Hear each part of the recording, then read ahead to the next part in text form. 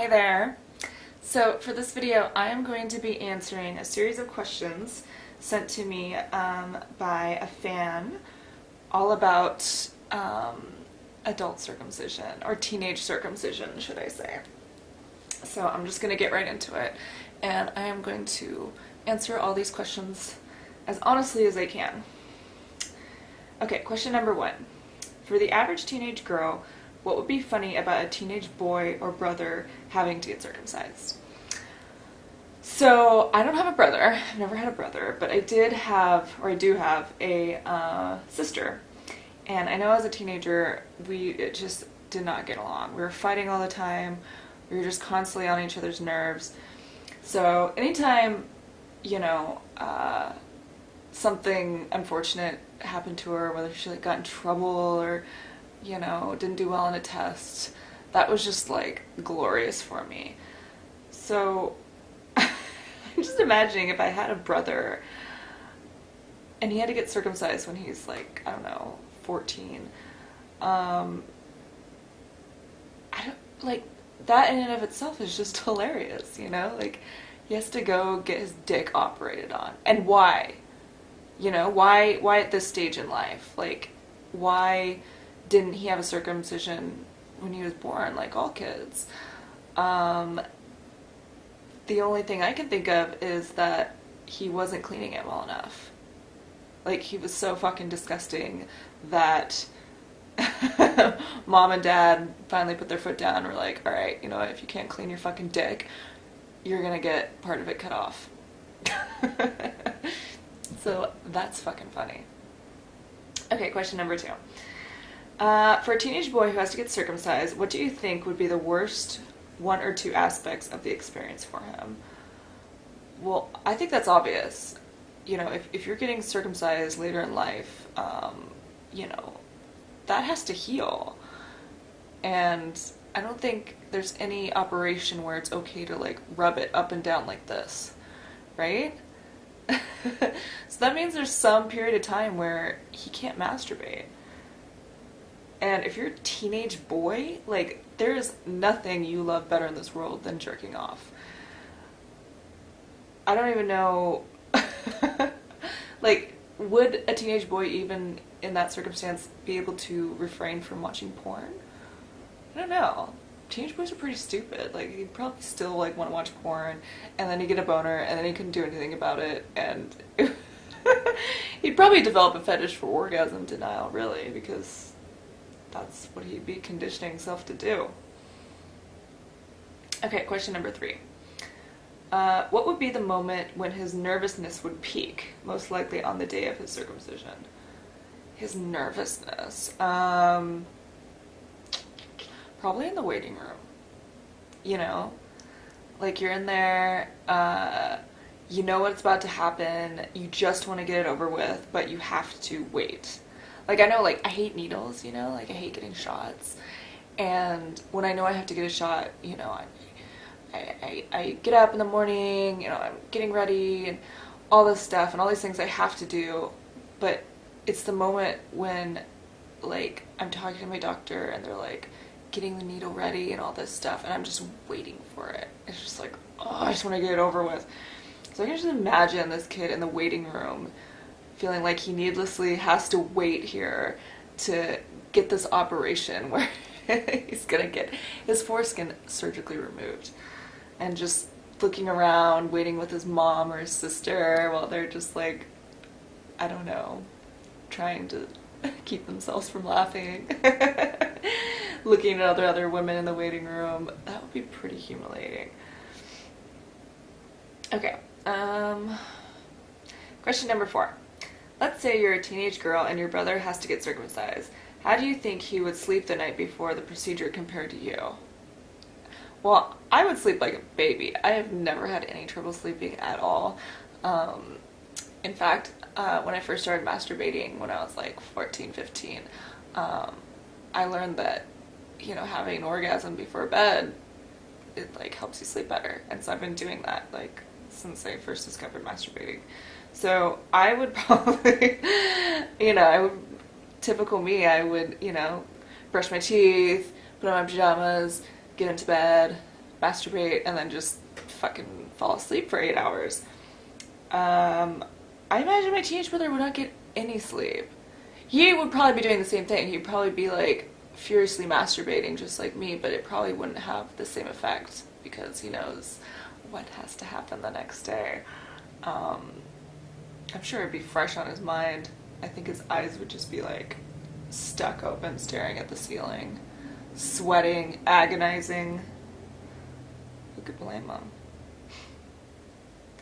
Question number 5. Would you want to go with your brother and your mom to the procedure to sit in the waiting room while he got circumcised? Yes, I would. That is something I would not want to miss. I mean, that's too funny. Like, that's something I could use against him for years to come. You know? Just sitting there, observing the look on his face, seeing how he sweats, seeing how he's like fidgeting. I mean, I can't think of anything like more delicious for a teenage girl to just have one over on his brother. Like, that would just be beautiful. I would definitely want to go. Question number 6. In my boyfriend's case, what do you think his mom and his sister did in the waiting room while he was being circumcised? What do I think they were doing? I imagine the mom was probably lecturing his sister, being like, okay, now this is a really serious operation and your brother's really nervous about it, and you know, you should be really nice to him because he's not going to be able to jerk off for like 6 weeks. It's going to be really painful. If he does jerk off, he might rip his stitches and they'll have to be reapplied, and the healing process will, you know, have to start all over again, and then it might be a year before he can jerk off.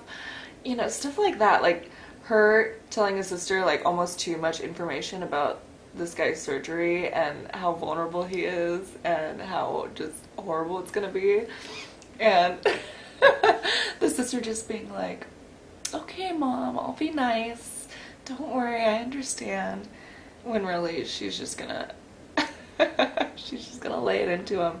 She's gonna be tormenting him for the next few weeks. Question number 7. Do you think guys or girls would be more sympathetic to a teenage guy who had to get circumcised? I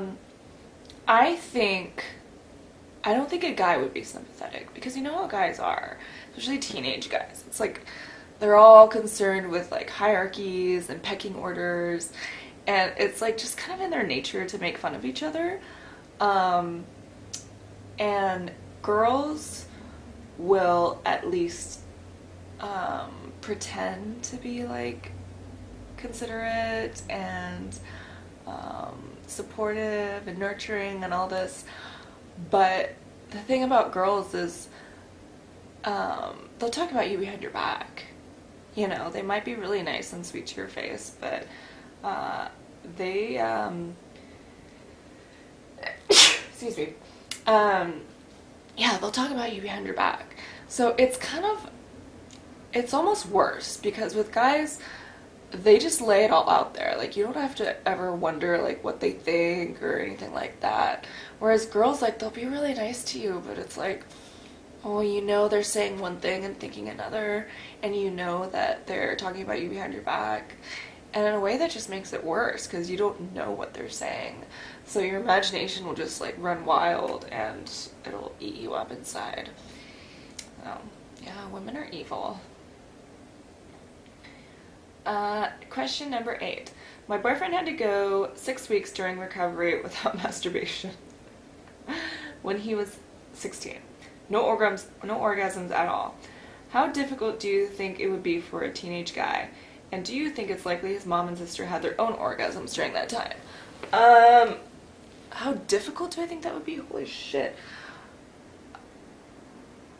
I don't think there's anything more difficult that a teenage guy could ever go through than to refrain from masturbating for what, six weeks? No orgasms? That's crazy. I have uh, guys that are into chastity, right? Like, they have the little chastity cage that they want locked up, and then they want, like, you know, all these challenges of, like, no masturbating for a certain amount of time, no coming for a certain amount of time, and most guys can't even last a week. A week. Like, they have their fantasies about lasting, like, 30 days, which is still shorter than 6 weeks. And these are grown men. Like, these aren't teenage boys who need to fucking blow their load every fucking day. They're grown men. They can't even last a week. So for a teenage boy to have to refrain for 6 weeks is pretty much unfathomable. Do I think his mom and his sister had own orgasms? Well, if they're anything like me, absolutely. Like, I have always masturbated. Well, I mean, you know, like I said, when I was a teenager, it was how I figured out how to come. But after I figured it out, every day, multiple times a day, I might be someone who masturbates more than most women, but there's no doubt in my mind that most women masturbate. Question number 9. For a teenage guy, what do you think the roughest age would be to get circumcised? At what age?